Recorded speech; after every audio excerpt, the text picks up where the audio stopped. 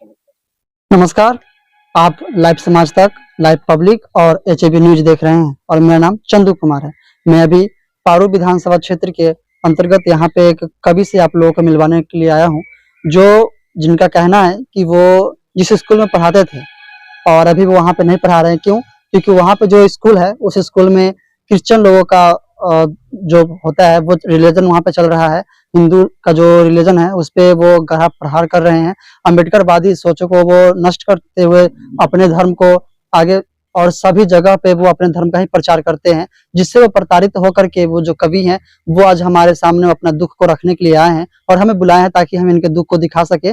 और हम आप लोगों से इसलिए भी मिलवाना चाहते हैं उनसे, क्योंकि जो विचारधारा के लोग इस स्कूल में रह रहे हैं और जिस तरह से वो सनातनी धर्म को भी वो प्रहार कर रहे हैं, चोट पहुंचा रहे हैं, उस पे इनका क्या राय है। वो उस पे कुछ कविताएं लिखे हैं, वो कविताएं वो हम लोग को सुनाएंगे, उस कविता को आप लोगों को भी दिखाएंगे। तो आप लोग आइए, आप हमसे मिलवाते हैं जो यहाँ के जो टीचर थे पहले पर अब नहीं है।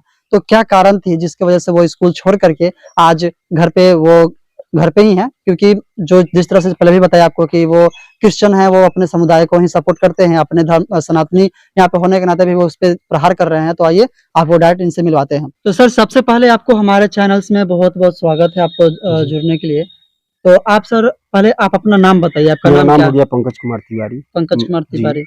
तो सर जो मैं मुजफ्फरपुर जिले के पारू गांव का निवासी हूँ और मैं जो है ना, मैं अभी आज से कुछ महीनों पूर्व मैं माउंट होरे मिशन स्कूल चैनपुरा में, जो कि क्रिश्चियन समुदाय का वह विद्यालय है, वहाँ पर जो है ना 2-2.5 साल से कंटिन्यू मैं लगातार हिंदी टीचर के रूप में कार्यरत था।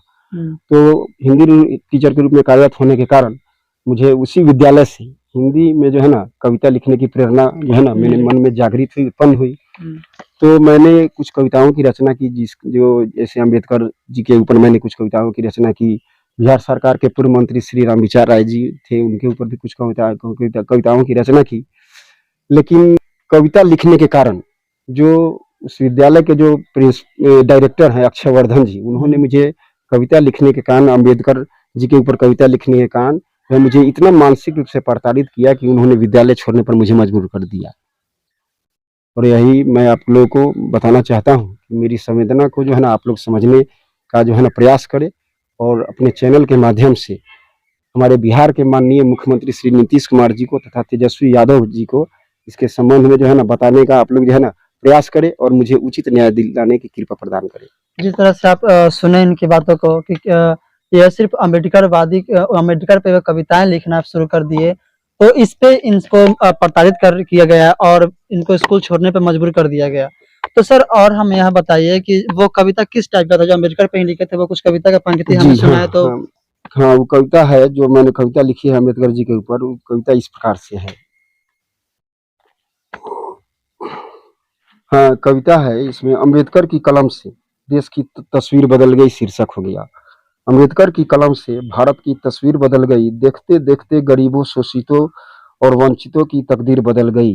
बाबा साहब की प्रयासों से देखो बंद पड़ी एक किस्मत सी खुल गई, इनकी कोशिशों से सबको राह एक नई मिल गई। दुनिया में देखो इस कदर इनकी यश फैल गई, मानो बंद पड़ी सबकी एक किस्मत सी चमक गई। उनके अथक प्रयासों से सबको दिशा एक नई मिल गई, उनके चाहतों से न्याय की एक राह सी खुल गई। लुटा दिया उन्होंने अपना सर्वस्व, रहा नहीं बाद उनके किसी का वर्चस्व। याद रखेंगे इन्हें सभी सतजन, लगता है कि बाद इनके न होंगे कोई भी इस जहां में ऐसे जन। गूंजता रहेगा उनका नाम सदा इस जहां में, क्या पता कि कोई होगा दोबारा भी कोई उनके जैसा इस जहां में। देखिए ये कविता सुना रहे हैं आप, अम्बेडकर पे ही लिखे हुए हैं। और भी उस जैसा बहुत सारा कविताएं हैं जो अपने पुस्तक में, अपने कॉपी में लिख करके रखे हुए हैं। तो मैं कोशिश करूंगा सर कि जहां जितना हो सके वो आप हमें कविता बताएं और हम आपको। हाँ बताइए कौन सा। एक और कविता जो है ना, कविता की मैंने रचना की है। जो कविता है जो है ना, आज के इस दौर में जो युवा पीढ़ी जो है हम लोग का गुमराह होता जा रहा है, उसके प्रति मैंने उन लोगों के लिए कविता मैंने लिखी है। वह कविता, उसकी शीर्षक है वक्त की रेत पर। वक्त की रेत पर अपना नाम लिख जा, पड़े हर कदम इत्मीनान से। डगमगा न कभी अपने पग, बढ़ता जा अपने लक्ष्यों की तरफ। अंधेरों को उजियाला समझ सदा, पथ दिखलाएंगे तुम्हें यही। घबरा न कभी बुरे वक्तों से, अच्छी सुबह आएंगी जरूर। अमर कर जा अपना नाम तू, याद रखेगा यह जहां सदा तुझे, कृति कर ऐसा की रखे याद सभी, पग को न कभी विचलित कर, ना सोचना न कभी जिंदगी में, होंगे पूरे सभी सपने तेरे, का पुरुष कुत्सित पुरुष बन जा तू, वीरों की भांति सदा बढ़ता जा, वीरांगनाओं की तरह परवाह न कर अंजाम का, खुदा पूरा करेंगे तेरे अरमां सभी। वाह, आप कविता को सुने, कितना भावुक कर देने वाली कविता है आज के दौर की। और भी सर यह बताइए, वहाँ का मुझे कुछ घटना ऐसा बताइए जिससे जो स्कूल में पढ़ाया जाता था, तो फिर किस तरह से आप जैसे पहले बताए कि वो अपने धर्म को ज्यादा हाँ, तो उस पर कुछ बताइए हमें। देखिए सर, वो जो है ना, जैसे मैं एक एसटी न्यूज चैनल है, तो जैसे आप लोग आए हुए हैं ठीक उसी प्रकार से वे भी आए, उन्होंने मेरा इंटरव्यू लिया और इंटरव्यू लेने के दौरान उन्होंने मेरी कविताओं को जो है ना, उन्होंने जो है ना हाईलाइटेड किया, और हाईलाइटेड किया तो उसी दिन शाम के वक्त उन्होंने एक मीटिंग रखा, अक्षयवर्धन जी ने, जो कि मुजफ्फरपुर जिले के जो है ना देवरिया गांव के अंतर्गत चैनपुरा में वह विद्यालय स्थित है। मीटिंग रखा और मुझे मानसिक रूप से उन्होंने जो है ना शिक्षकों का मीटिंग रख के मुझे मानसिक रूप से उन्होंने प्रताड़ित किया और लगातार हाँ कविता लिखने के कारण, केवल कविता लिखने के कारण, और लगातार कंटिन्यू जब तक हम रहे तब तक हमको उन्होंने विभिन्न तरीकों से प्रताड़ित किया। और उसके बाद बोला कि आज के बाद से 7-8 को होली था, 6 तारीख को वे हमको सैलरी दे रहे थे, 7-8 को होली था, 7 मार्च और 8 मार्च को। तो उन्होंने बोला कि अगर आज के बाद से अगर आप मेरे विद्यालय में कविता लिख दिए या बच्चों को सुना दिए तो आपका मेरे विद्यालय में अंतिम दिन होगा। तो मैं यही कहना चाहूंगा कि अगर कविता लिखना अपराध है, अन्याय है, तो मैं दंड पाने के लिए मैं जो है ना आतुर हूँ और मुझे दंड दिया जा सकता है। अगर कविता लिखना अगर अपराध नहीं है, अगर सही है, न्याय है, तर्कसंगत है, तो मुझे आप लोग जो है ना अपने चैनल के माध्यम से न्याय दिलाने का काम कीजिए। तो आप देखिए किस तरह से बताए हैं कि कविता लिखना इनके लिए इतना भारी पड़ गया कि इनको खुद का जॉब गंवाना पड़ा। तो क्या आपको ऐसा लगता है कि कविता लिखना इतना ही बड़ा अपराध है? तो आप हमें इस वीडियो के माध्यम से जहां से भी देख रहे हैं, आप हमें बिल्कुल कमेंट करें कि आपको क्या लगता है कि कविता लिखना इतना ही बड़ा मतलब पाप है कि कविता लिख नहीं सकते। आप जिस तरह से अभी देखे हुए हैं कि बहुत बहुत बड़े हमारे देश से ही कविता कवि निकले हैं जिन्होंने विश्व स्तरीय अपना नाम रोशन किया है, भारत का गौरव बढ़ाया है। और इस मुजफ्फरपुर जिले से ही जो एलएस कॉलेज, वहां से भी रामधारी सिंह दिनकर जी भी निकले हैं जो पूरे राष्ट्र कवि रहे।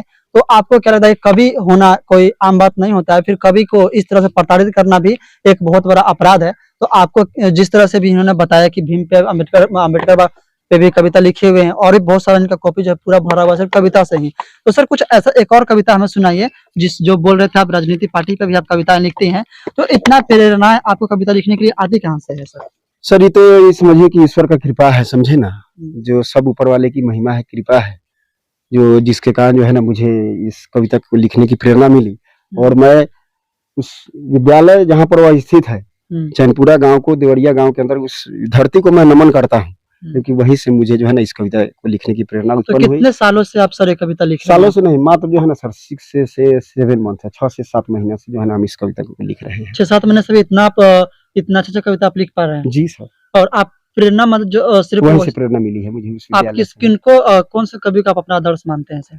देखिए मेरे लिए जो है ना लगभग सभी कवि जो है ना सम्मान के योग है, मैं सबका आदर करता हूँ, क्योंकि सबों के अंदर अपना अपना एक टैलेंट ही होता है, योग्यता होता है। वे अपनी योग्यता को जो है ना कविता के माध्यम से उजागर करते हैं और मैं सबका सम्मान करता हूँ, सबका रिस्पेक्ट करता हूँ। तो सर जिस तरह से आपके साथ एक